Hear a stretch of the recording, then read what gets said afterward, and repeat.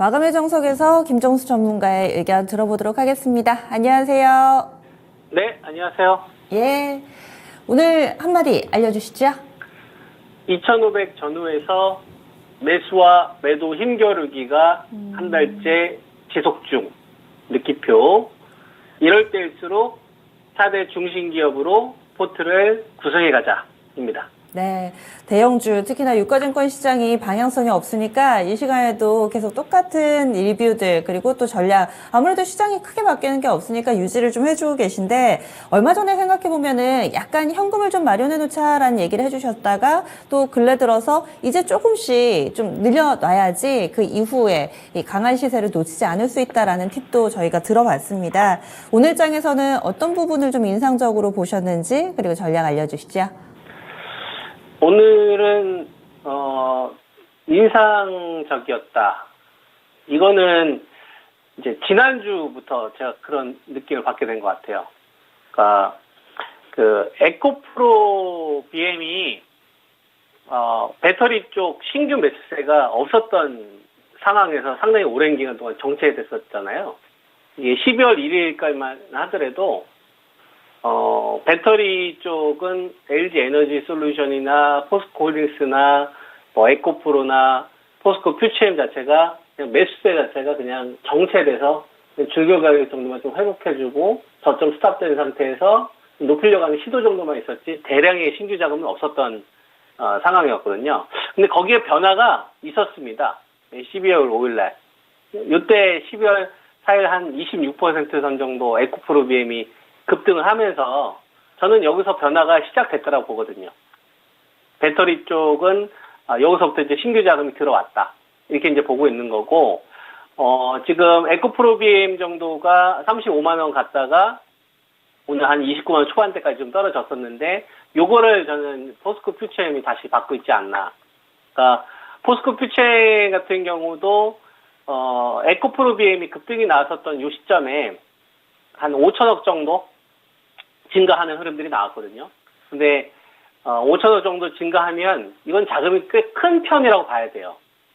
왜냐하면 지금 시장이 10조가 안 되는 시장이라 8조 시장에서 5천억의 신규 자금은 큰 자금인 거죠. 상대적으로 우리가 비율을 따지게 되면 5천억 정도 신규 자금이 들어온 거고, 그리고 이때 출발했었을 때의 이 가격대를 지켜주잖아요. 이 가격대가 포스코 퓨처엠이 양극재로 처음 이 성과를 냈었던 시점이거든요. LG 에너지 솔루션하고 이 대규모 장기 공급을 좀 하면서 한번 이익 컨셉이 확 높아졌던 이때 시점의 밸류입니다. 이게 2020년도에서 나타났었던 되게 중요했던 변화거든요. 2019년도하고 2020년도는 포스코 퓨처엠이라는 이 기업이 양극재로서 처음으로 3천억 단위의 이 이익을 냈었던 자리거든요. 그 전까지는 이제 굉장히 성과가 없었다가, 그 굉장히 의미가 있는 자리인 거죠. 여기에 돈들이 들어왔다라고 보는 거고, 다만, 다른 중심주들까지는 확산이 안 된 거예요.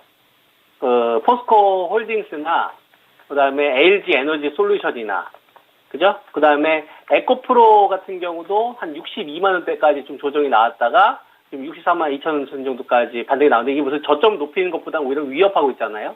오히려 신규 매수세 같은 경우에는 에코프로, 이제 머티리얼즈 같은 최근에 상장됐던 주식들. 그래서 배터리 전체적으로 보게 되면은 이 자금의 규모가 커진 거는 맞다. 12월 12월 한 4일에서 5일 정도 신규 자금이 들어왔는데 아직 나머지 중심주들까지는 가지는 않은 거죠. 그죠? 그렇기 때문에 지금 현재 전체적으로 보면 양으로 봤었을 때는 증가했다라고 봐야 되는 거고, 그리고 배터리 관련된 주식들 중심주들이 이격이 좀 나오면은 목표치를 오히려 좀 높이는 구간으로 저는 앞으로 그 시장을 바라봐야 되지 않겠느냐. 저는 배터리를 이렇게 바라보고 있는 거고요. 그리고 2,500이라는 숫자가 정말 중요합니다, 여러분. 정말 중요하기 때문에 한 달 동안 멈추는 거 아니겠어요? 시장에서 정말 2,500이 중요하다는 신호를 정말 많이 주고 있는 거거든요. 대한민국 니들의 몸값은 2,500이야. 내가 기분 좋아서 유동성이 좀 붙으면 올라가는 거고, 내가 다시 기분 나쁘면 다시 뺄 거야, 이런 식으로. 차익실 욕구 생기면 다시 2,500을 하회를 하는 거고. 그죠? 2,500하고 같이 중요했던 숫자가 2,350이 있었잖아요. 우리가 하단에서. 그죠? 자, 그러면 여러분 우리가 잘 한번 생각을 한번 해보자고요. 11월 초 6일 날 2,500이 목표치가 왔었을 때는 금리가 동결이었지 인하가 아니었어요. 미국 2년물이나 10년물이 5.5% 이상은 안 올라가겠지, 기준금리가. 이게 근데 인하 쪽은 아니었다고요. 동결로 간 거가 2,500이에요. 근데 지금 똑같은 2,500에서 왔다 갔다 하지만 다른 종류의 2,500이라고 보는 겁니다. 오히려 11월 달 초보다는 목표치를 계속 높이는 구간으로 가야 된다라고 저는 보고 있는 이유가 지금은 금리 인하 컨센이 만들어진 상황이기 때문에 우리가 내년도 2024년도를 바라봤었을 때는 2023년도보다 먹을 게 훨씬 더 많겠네 라고 생각을 하고서 지금 2,500을 바라봐야 된다는 얘기인 거죠. 그래서 우리가 지금까지는 우리가 고점에 있었던 주식들은 좀 잘 팔고 투매가 낯선 구간에 좀 잘 받아서 먹고 토하지 않게 또는 폭락을 좀 피하기 위해서 우리가 현금 조절이나 이런 리스크 관리 이렇게 조심스럽게 왔었다고 한다면 이제는 11월 말과 12월 초는 금리 인하에 대한 컨센으로 바뀌고 있기 때문에 이건 기조에 대한 변화라고 생각을 하고 이거는 미릴 때 잘 사야 되겠구나. 미릴 때마다 주식 잘 사야 되겠구나. 이게 기본적으로 생각이 바뀐 상태에서 2,500을 바라봐야 된다. 이해되시죠? 이렇게 바라보셔야 된다는 얘기를 하고 있는 거고.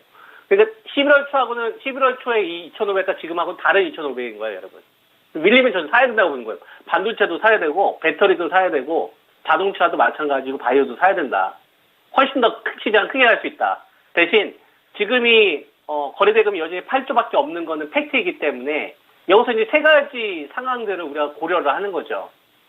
뭐 주식을 풀베팅인 상태에서 끌고 갈 수는 없으니까. 왜냐하면 분명히 가격 조정이나 차익 매물들이 나오잖아요. 뭐 예를 들면 제가 뭐 여러분들한테 시각 쪽에서 솔브레인 다음으로 그죠? 솔브레인이 시각 소재니까 얘를 절반 정도 차익 실현했었으면은 키노피를 고려를 해서 이제 시각 소재 부품을 하면 된다고 해서 여러분한테 말씀드렸던 주식이 하나 머티리얼즈거든요.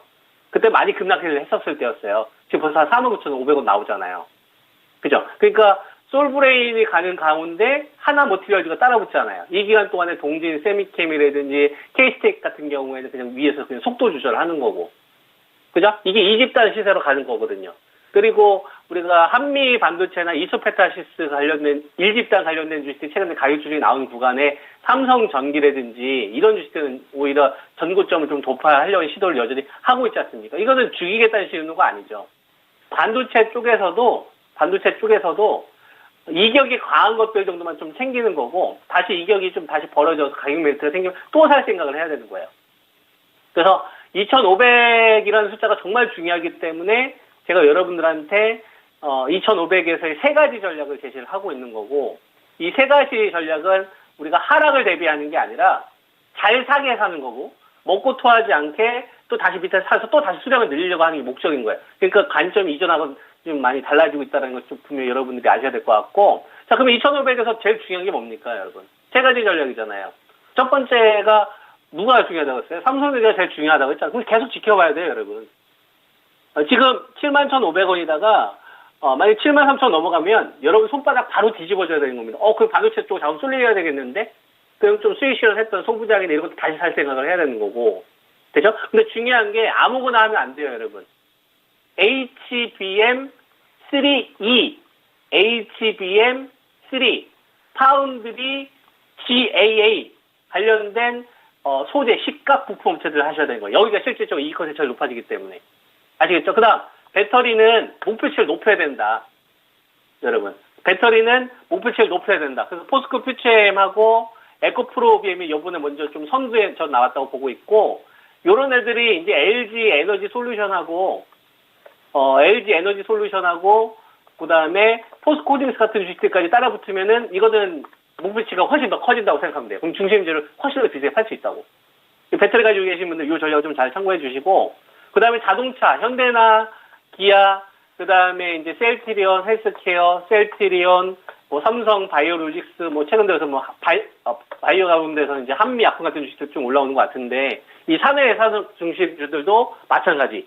전체적으로 이런 좋은 주식들 쪽으로 이번 구간에 밀 때마다 좀 포트를 여러분들이 잘 구성하면 되는 거고요. 대응하는 방법으로서 세 가지 전략을 제시해드렸으니까 이거 잘 복귀하시면서 대응하면 되지 않을까 이런 의견 드리겠습니다.